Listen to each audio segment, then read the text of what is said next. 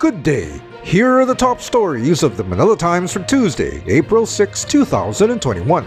The page 1 banner headline reads, Lawmakers warn versus COVID drugs.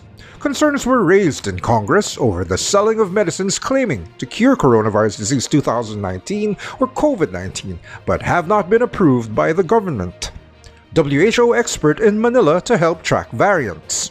A virology expert from the World Health Organization, or WHO headquarters in Geneva, Switzerland, is helping the Department of Health classify and control the variants of COVID-19 in the country. Distribution of aid now up to governors and mayors, says DSWD. The distribution of financial assistance to families affected by the COVID-19 pandemic is now in the hands of local chief executives. Meanwhile, in other news, Gismundo takes oath as Chief Justice. Malacanang expressed confidence that Chief Justice Alexander Gismundo, who took his oath of office on Monday, will uphold the independence of the judiciary. Johnson & Johnson seeks EUA for vaccine. American drug maker Johnson & Johnson applied for Emergency Use Authorization, or EUA, for its single-dose vaccine in the country, according to the Food and Drug Administration. Philippines will not give up an inch of territory.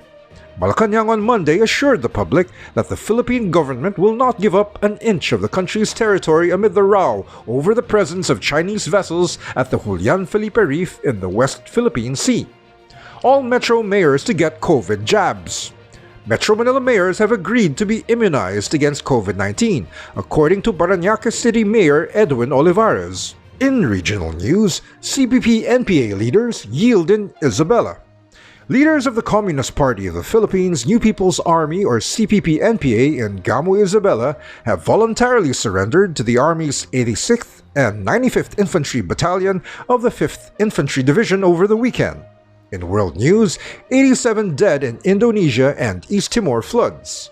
At least 87 people are dead, and dozens more still missing after flash floods and landslides hit Indonesia and neighboring East Timor, officials said on Monday. In business, Fitch Solutions slashes growth estimate for Philippines. Fitch Solutions has cut its Philippine gross domestic product growth forecast for this year as it sees the continued pandemic-related lockdowns weighing down domestic activity in the near term. And in sports, Angkaha's all set for 9th title defense. Filipino International Boxing Federation Super Flyweight champion Jerwin Angkahas is ready for his title defense against Mexican Jonathan Rodriguez at the Mohegan Sun Arena in Uncasville, Connecticut on April 11, Philippine time.